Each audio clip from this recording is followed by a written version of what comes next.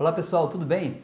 Na aula passada, a gente viu a influência da onda refletida no solo, né, em relação ao sinal recebido na antena receptora.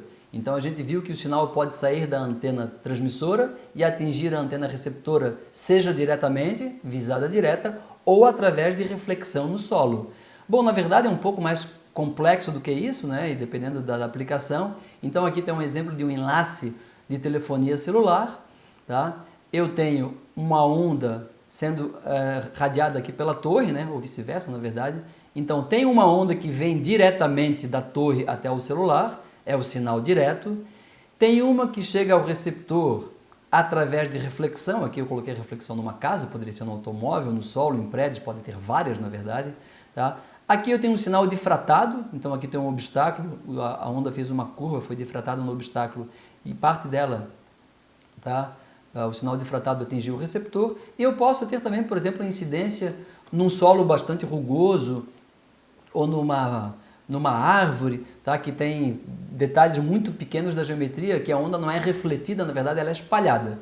Então, vários sinais podem atingir o receptor, e esses vários sinais, eles passam por percursos diferentes. Então eu tenho multipercurso. Tá? Em inglês, multipath.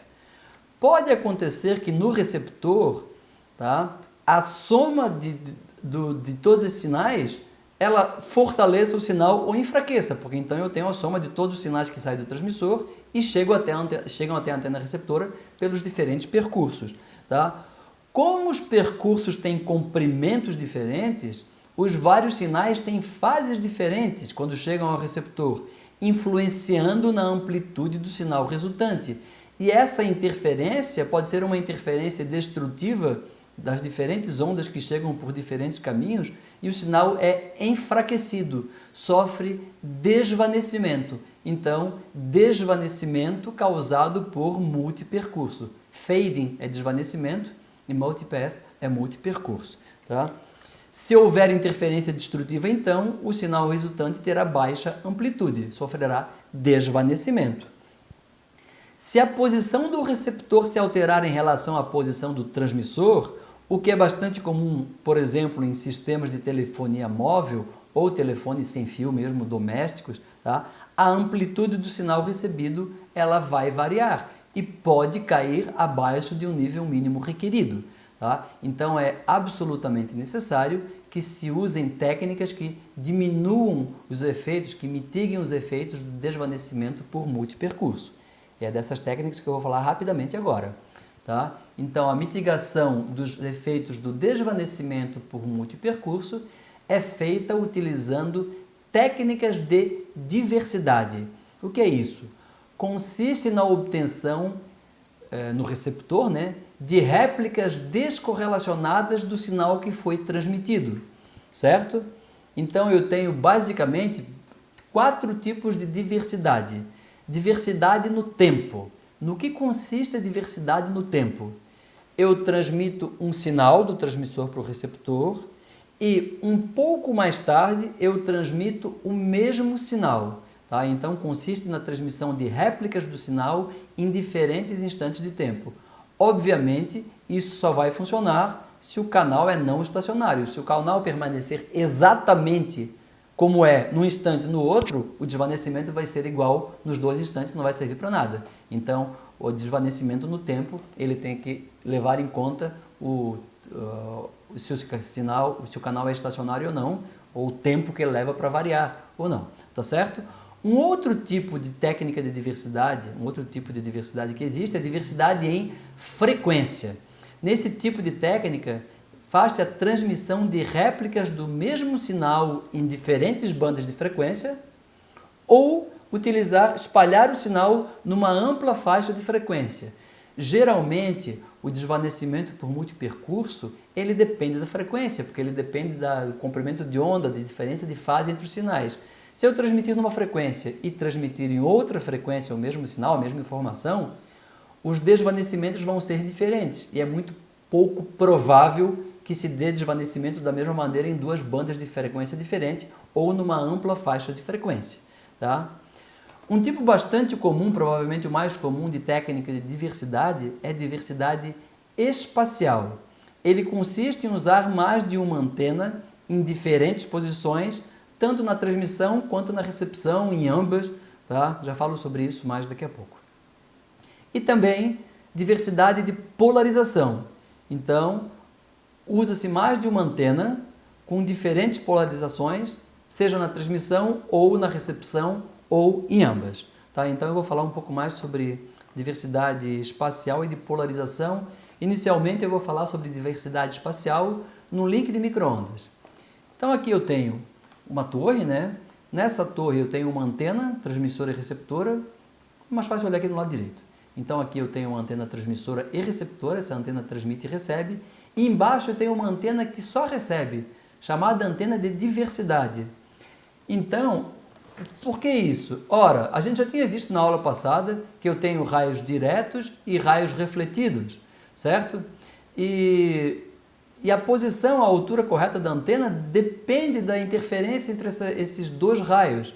Além disso, aqui eu tenho uma superfície que pode ser uma floresta, pode ser mar, pode ser mangue, tá? De acordo com o horário do dia, com a evaporação do que tem aqui embaixo, da temperatura, o índice de refração do meio ele se altera. Então, eu tenho variação na fase dos sinais que chegam nessa antena aqui, certo? Isso flutua. Então, para garantir que eu receba um sinal bem robusto, que esteja sempre mantendo o enlace funcionando, é conveniente utilizar uma antena receptora, tá? No mesmo plano vertical, aqui um pouco abaixo, que é uma antena de diversidade. Posso fazer isso nos dois lados, claro, né? Se eu tenho transmissão e recepção simultânea, então aqui eu tenho uma antena transmissora e receptora, aqui embaixo uma antena de diversidade. Essa antena aqui, ó, a separação entre elas deve ser alguns comprimentos de onda, de maneira que o sinal que chegue nessa antena não esteja correlacionado com o sinal que chegue a essa outra. E isso diminui muito a probabilidade de eu ter dois sinais fracos simultaneamente. Qual o sinal que eu vou utilizar? Bom, existem várias opções, né? Eu posso utilizar o mais forte deles, tá? Então eu fico monitorando e verifico o mais forte, aquele que tem a melhor relação sinal-ruído, ou eu posso utilizar sempre o da antena de cima. Quando a relação sinal-ruído dessa antena de cima cair abaixo do nível mínimo, eu chaveio para pegar o sinal da antena de baixo, é outra possibilidade. Posso utilizar a soma das duas, tá? E essa soma pode ser simplesmente uma soma, uma mais outra, ou uma soma ponderada, que eu levo em conta a relação sinal-ruído das duas antenas, tem que ficar monitorando daí a relação sinal-ruído das duas antenas, dois sinais recebidos, para obter o melhor sinal possível. Então eu tenho várias opções de qual o sinal eu vou escolher. Tá? Essa técnica aqui, então, com link de micro-ondas, ela é especialmente importante se a superfície refletora é lisa. Como eu disse, quando eu tenho uma superfície lisa, né, eu tenho uma reflexão praticamente total aqui, né? Uma superfície de um lago ou um mar calmo. Tá? Quando a superfície é muito ondulada, bastante rugosa, a onda refletida ela tende a se espalhar, ela tende a ter uma amplitude bem menor, então não é tão grave assim. Tá? Mesmo assim, eu posso ter variação do índice de refração do meio, então essa antena ainda pode ser relevante, mesmo que a superfície não seja lisa. Tá? De novo, muitas coisas, o alinhamento final é feito em campo. Depois que eu fiz os cálculos preliminares, eu tenho que ajeitar na mão lá, tá? Telefone aqui, outro telefone lá no outro, eu fico falando até que o enlace está pronto e tirei a mão, certo? Nesse caso aqui também a diversidade espacial pode ser combinada com diversidade de frequência.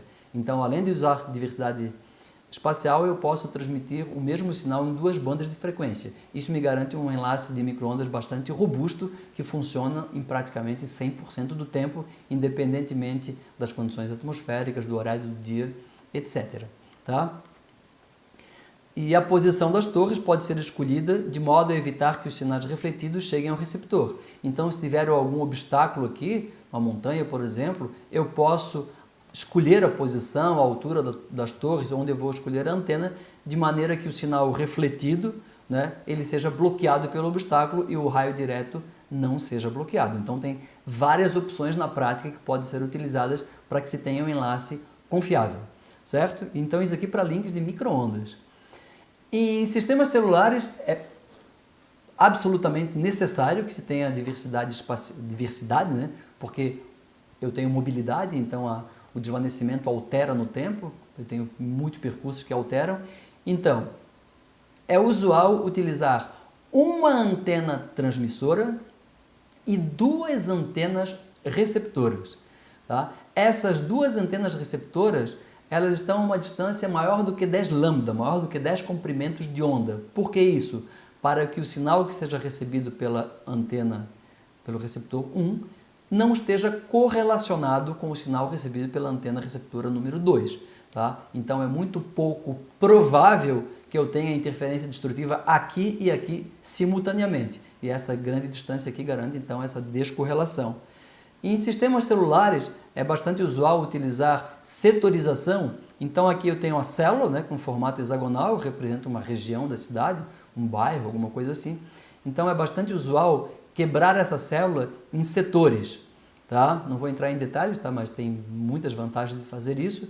Então o mais usual é fazer em setores de 120 graus. Então eu divido uma célula, uma determinada região, em 3 setores de 120 graus. Então aqui eu tenho uma foto de um topo de uma torre, tá? Usada para telefonia celular, para uma célula setorizada. A antena do meio é um painel de dipolos, então cada risquinho aqui representa um dipolo na vertical, todas elas aqui então têm polarização vertical. Tá? Eu tenho então a antena transmissora e as duas receptoras, então eu tenho um trio desse para cada setor. Às vezes eu posso ter setorização de 60 graus, certo? Então eu teria que ter uma torre com muito mais antenas. Tá? O grande problema disso é que, da diversidade espacial em sistemas celulares, é que eu tenho uma estrutura pesada, grande, né? Eu tenho uma grande separação entre as antenas. É possível compactar isso? É possível, eu falo sobre isso daqui a pouco. Tá? A diversidade espacial não é usada só na torre, ela é usada também na própria unidade móvel, no próprio aparelhinho celular. Então aqui eu tenho um desenho, infelizmente ele não tem uma qualidade muito boa, é muito difícil obter fotos de celulares abertos com as especificações, mas o que eu tenho aqui é um celular, né, um smartphone. Aqui eu tenho a antena principal, né, ela transmite e recebe, e aqui em cima eu tenho aqui, ó, RX Only, é a antena de diversidade espacial, certo? E aqui tenho também, aqui tem um WiMAX. O WiMAX é um tipo de conexão para internet sem fio, utilizado em regiões metropolitanas, tá? E aqui eu tenho alguns celulares que têm antena para WiMAX. Aqui também, ó, aqui em cima eu tenho uma antena WiMAX que transmite e recebe. Embaixo eu tenho RX Only, eu tenho apenas a antena de diversidade espacial. Então se usa diversidade espacial não só na estação rádio base, na torre, mas também no celularzinho, na unidade móvel. Tá? Hoje, com o advento de 5G, por exemplo, se utilizam muitas antenas para transmitir e muitas para receber. São as técnicas chamadas de MIMO ou MIMO, né? São múltiplas entradas e múltiplas saídas. Então eu tenho várias antenas transmitindo e tenho várias antenas recebendo. Então eu tenho diversidade elevada ao extremo. A 5G utiliza o que se chama de MIMO massivo. São muitas antenas transmitindo e muitas recebendo. Tá? Bom, em música pode ser interessante também, né? Então aqui tem um guitarrista, ele quer utilizar ele não quer ficar preso no cabo, ele vai utilizar um transmissor. Ora, o guitarrista ele quer ter mobilidade, então ele vai ficar andando no palco. Tá? Ele não pode correr o risco de andar e chegar num ponto de interferência destrutiva e o sinal da guitarra é cortado no meio de um belo solo, certo? Então o que se tem aqui? Ó? Os receptores de wireless guitar, eles utilizam duas antenas. Uma é a antena que recebe e a outra é uma antena que recebe, essa antena recebe, essa daqui recebe e elas pegam o sinal mais forte delas, ou uma combinação deles, certo? São antenas que usam então, um receptor que usa então diversidade espacial. Eu estava tentando ler o valor da frequência aqui, ó, pouco mais de 470 MHz, aqui o transmissorzinho, certo? Então, diversidade espacial. Alguns telefones sem fio que se usa em casa também tem diversidade espacial, porque a pessoa sai andando, pode ser que ela chegue numa região em que tem interferência destrutiva e a conexão não pode ser perdida, tá certo? Um outro tipo de diversidade que existe é a diversidade de polarização. Tá? Então, os sistemas celulares utilizam bastante também diversidade de polarização. Então, no que consiste a diversidade de polarização? Aqui eu tenho, para explicar aqui, eu tenho um painel de dipolos, tá? Que corresponde à antena transmissora, lá no alto da torre da estação rádio base, e aqui o painel receptor. Dentro desse painel, eu tenho dois conjuntos de antenas receptoras. Um deles que recebe sinais com polarização vertical e outro que recebe sinal com polarização horizontal. Eu posso pegar, por exemplo, a soma deles. Nesse caso, a separação tem que ser pelo menos de 2 lambda, então já é mais compacto do que o caso que a gente viu antes, tá certo? É importante lembrar que o desvanecimento causado por multipercurso, ele depende das diferentes reflexões em diferentes obstáculos, tá? E sinais com diferentes polarizações sofrem desvanecimento diferente. Então é pouco provável que o sinal que chegue no painel vertical, aqui, receptor vertical, esteja com forte desvanecimento e, ao mesmo tempo, o sinal horizontal também. Tá? Então, aqui, polarização horizontal e vertical. Aqui se usa o que se chama de painéis de polarização cruzada. Então, eu tenho conjuntos de dipolos inclinados com ângulos de 45 ou 135 ou menos 45, como quiser chamar, usualmente se chama de mais 45 e menos 45. E eu tenho aqui os dois sinais, escolho ou somo qual deles eu vou utilizar, tudo isso então para mitigar os efeitos do desvanecimento por multipercurso. E aqui eu tenho uma foto de um painel utilizado em telefonia celular. Então esse painel aqui é bastante compacto porque ele tem o conjunto aqui de dipolos que se correspondem à antena transmissora. Dentro do mesmo painel eu tenho os dipolos cruzados. Tá? Aqui, na verdade, eu tenho dois conjuntos cruzados. Assim, ó. Um deles recebe sinal com polarização mais 45 e o outro menos 45. E todos estão dentro do invólucro. Isso aqui é uma proteção dielétrica chamada radome, que protege o painel, que protege as antenas. Tá certo? Então, duas técnicas bastante utilizadas em telefonia celular: diversidade espacial, diversidade de polarização. Tá? E como a gente já viu, existem outros tipos de diversidade e a tendência mais futura de telefonia celular é utilizar múltiplas antenas transmissoras e múltiplas antenas receptoras com MIMO massivo. Tá bom, pessoal? Na próxima aula a gente vai falar sobre as ondas ionosféricas, as ondas celestes, não falamos delas até agora. Tá bom? Até a próxima aula então.